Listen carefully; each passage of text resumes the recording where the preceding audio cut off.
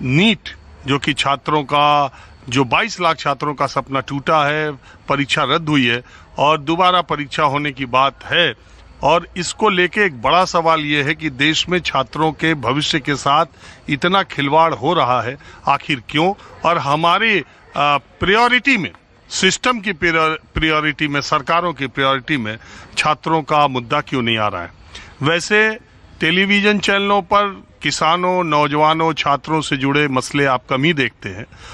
वो राजनीतिक बहस, हिंदू मुसलमान की बहस, वो ज़्यादा देखते हैं सत्ता पक्ष और विपक्ष के बीच में।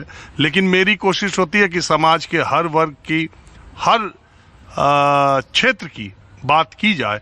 तो आज माहौल क्या है? मैं मेरे अगल बगल जो आप छात्रों की संख्या देख रहे हैं, ये वो छात्र हैं जो कि पिछले 1 वर्ष, 2 वर्ष, 3 वर्ष से लगातार एक अच्छा डॉक्टर बनने की दिशा में प्रयास कर रहे थे, दिन रात एक किया था। और नीट की 2026 की परीक्षा में इनमें से ज़्यादातर छात्रों ने बहुत ही शानदार प्रदर्शन किया था। आप कहेंगे रिजल्ट आया नहीं तो आपको कैसे मालूम कि इन्होंने शानदार प्रदर्शन किया? एनटीए ने एग्ज़ाम लेने के बाद, एग्ज़ाम रद्द करने से कुछ दिन पहले ही एनटीए ने आंसर की घोषित कर दी थी। आपको मालूम है आजकल प्रतियोगी परीक्षाएं होती हैं तो उसकी आंसर की भी वो जारी कर देते हैं। उस आंसर की के लिहाज से बच्चे जैसा करके आते हैं, एग्जैक्ट नंबर उन्हें पता चल जाता है कि इतना नंबर उन्हें मिलेगा। और इसके बाद जो प्रीवियस ईयर्स के, पिछले सालों के जो कट ऑफ होते हैं, उसके आधार पर और क्वेश्चन पेपर कैसा टफ और कैसा इजी आया है, उसके आधार पर कोचिंग संस्थान और एक्सपर्ट लोग मिलकर बता देते हैं कि इतना नंबर अगर आपको आता है तो आपको अच्छे मेडिकल कॉलेजेस, सरकारी बार बार जोर देके इसलिए कह रहा हूं कि सरकारी की फीस प्राइवेट के मुकाबले बहुत कम होती है और पढ़ाई की, शिक्षा का जो स्तर है आज भी सरकारी अच्छे अस्पतालों का बहुत अच्छा है। तो ये सारे बच्चे देश के सर्वश्रेष्ठ सरकारी मेडिकल कॉलेजेस में जाते हैं, लेकिन परीक्षा रद्द हो गई और ये दोबारा अपने घर से, जो यहाँ से जा चुके थे और खुशियां मना रहे थे, दोबारा कपड़ा लत्ता बेडिंग लेकर के वापस अपने आनंद मणि रेजिडेंशियल कोचिंग जो यहाँ पर ग्रेटर नोएडा में है, वहाँ वापस आ गए हैं पढ़ने के लिए, तब तक जब तक कि एग्ज़ाम ना हो जाए।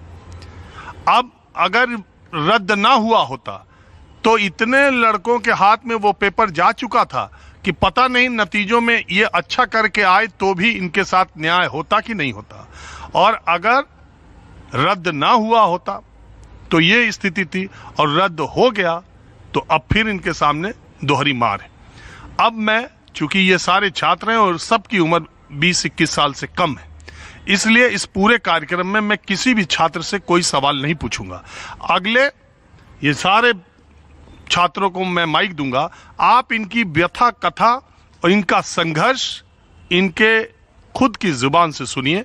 कुछ देर तक रहिए, देश के नौनिहालों के ऊपर क्या बीत रही है, जो कॉम्पिटिटिव एग्जाम देने वाले छात्रों के ऊपर क्या बीत रही है। यह बच्चा हमारे और आपके घर का भी हो सकता है भी।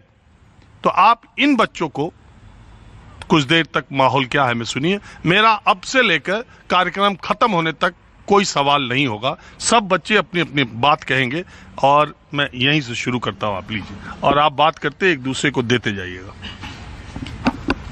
मेरा नाम हरचैनी है और मेरा ये पेपर बहुत ही अच्छा गया था। आंसर की मिलाने के बाद हमने यहीं पे सेलिब्रेट किया, डांस वगैरह किया, फिर घर पे चले गए तो पेरेंट्स ने भी खुशियाँ मनाई और फिर प्लानिंग करने लगे कहीं घूमने की या फिर शोज़ वगैरह ऑनलाइन देखने की। 2-3 दिन तो यही चला। फिर एनटीए की आंसर की आई, फिर 5 नंबर का फेरबदल हुआ, फिर सब कुछ ठीक था। फिर अभी 13 तारीख को जब ये हुआ कि रीनीट हुआ तो फिर हम कल ही यहाँ पे आ गए और आज प्लानिंग कर रहे हैं कि कैसे क्या करना है ये सब। और तो क्या करना, बोलिए। बस यही थी कि सेलिब्रेट किया और फिर प्लानिंग आगे की कि कौन सा कॉलेज मिलेगा। नंबर इतने अच्छे आ रहे थे कि कॉलेज जैसा गवर्नमेंट कॉलेज मेरे हरियाणा स्टेट से हूँ तो वहाँ पे मिल ही जाता, बस यही था। तो क्या और पेरेंट्स का क्या? पेरेंट्स का रिएक्शन बस रिजल्ट पे ज़्यादा वो था कि क्या रिजल्ट आता है ये। वैसे तो खुशी ही थे क्योंकि एक्सपेक्टेड इतने सालों से जो कट ऑफ चल रही थी उसमें तो अच्छा सिलेक्शन हो ही रहा था, तो खुशियाँ थी। सारे रिलेटिव्स को पता चल गया तो वो भी खुशियाँ मना ही रहे थे।